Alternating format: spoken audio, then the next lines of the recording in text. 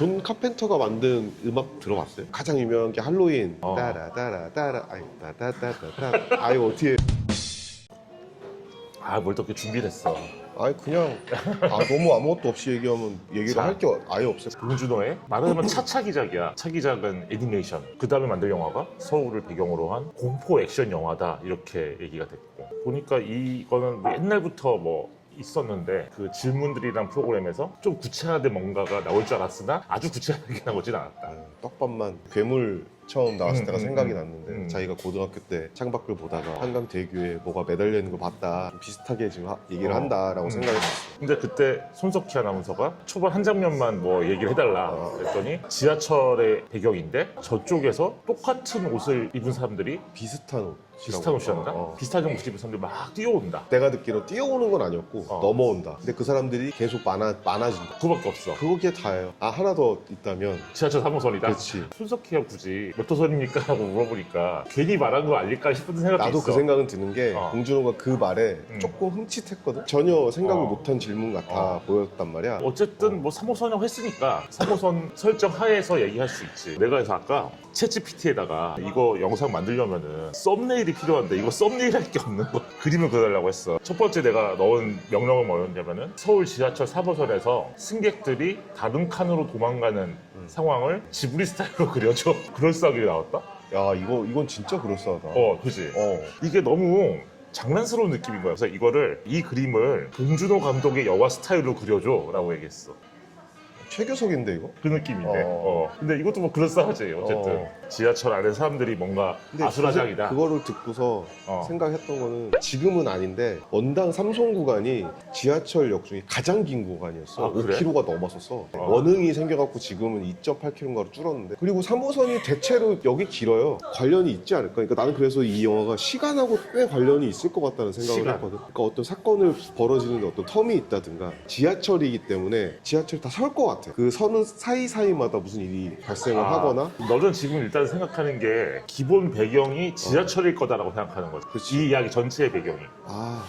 그렇진 않을 수 있겠구나. 봉준호 감독이 얘기했던 거는 서울이라는 지명이 꼭 들어간단 말이야. 어. 물론 지하철 안에서 서울을 보여줄 수가 있겠는데 지하철 안에서 벌어지는 이야기를 가지고서 서울이라고 했을까라는 생각은 들어. 근데 나는 그 생각을 했거든. 봉준호 감독이 말한 그 장면은 괴물이 나타난 다음에 사람들이 아수라장이 되잖아. 한강대교를 달리던 버스 안에서 그 할머님이 창밖을 보면은 그 창밖에서 괴물이 뛰어다니는 게 나온단 말이야. 그치. 약간 그런 식의 앵글의 장면이 아닌가 생각했던 거야. 일종의 오프닝 같은 느낌으로. 공포적인 상황이 일어났다라는 약간 걸 보여주는 정도. 상황의 인서트 같은 느낌으로. 비슷한 옷을 입은 사람들이라는 게 뭐지 싶은 거야. 나는 당연히 퇴근 시간에 직장인들이라고 생각했거든. 그 사람들이 어떤 자극에 의해서 전부 이쪽 칸으로 넘어오고 있다라고 생각. 그런데 퇴근 시간에 직장인들이라고 하면은 내가 생각할 때 봉준호 감독이 굳이 비슷한 옷이라고 얘기하지 않았을 것 같다는 생각이 좀 들어. 비슷한 옷이라는 개념은 일종의 유니폼 개념이라는 생각이 좀 들었거든. 비슷하게 맞춰 입을 수밖에 없는 사람들. 괴물의 김래아 같은.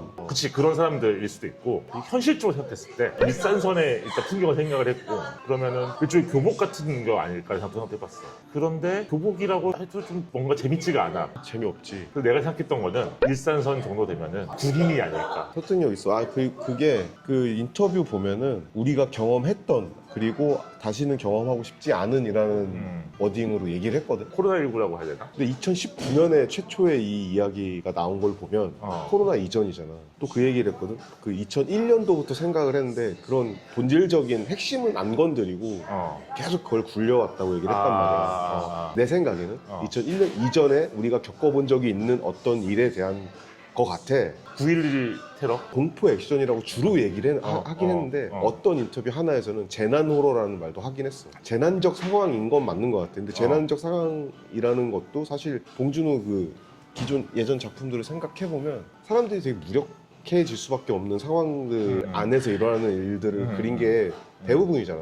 그런 것들 관련이 있지 않을까. 일단 물을 한번 썼으니 물은 아닐 것 같고. 그렇다고 이게 막 스펙타클하게 뭘 무너뜨리거나 이러진 않을 것 같단 말이야. 근데 또 하나 키워드가 유혈이 낭자하다고 명확하게 얘기를 했어. 그럼 물리적으로 사람이 죽는다는 얘기거든. 좀비인가? 봉준호가 좀비 찍으면 재밌을 것 같긴 한데 그런데 좀 너무 뻔하지. 지금 와서 뻔하고 굳이 이렇게까지 숨길 만한 소재는 아니잖아. 그렇지. 차라리 좀비라고 깐 다음에 재밌게 만드는 게 자기 실력을 보여줄 수 있는 방법이겠지. 맞아. 나는 처음에 생각한 건 그래서 너무 뻔할 수도 있는데 계엄과 관련된 어떤 계엄? 군사적인 위협. 아까 군복이라고 얘기한 것도 그래서 그런 맥락에서 좀 맞는 것 같고. 내가 군복을 한 얘기는 군복이 어떤 이 공포의 주체가 아니라 그게 어떤 이 3호선의 풍경일 수 있겠다 생각이 드는 거야. 군복을 입은 사람들이 일산에서 많이 타고 있다.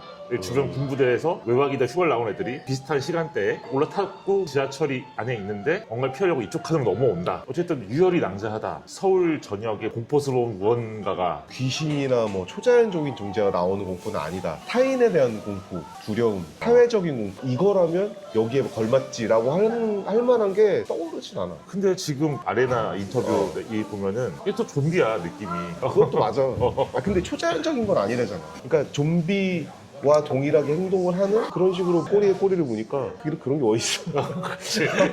난 그 생각도 했어. 내 지하철 안에서 사람들이 이렇게 밀려온다. 단번에 생각했던 거는 오음진리교의 그 테러 사건, 살인가스 테러 사건이었거든. 설마 그거겠어라고 생각이 들 정도로 너무 딱 들어맞는다. 그치.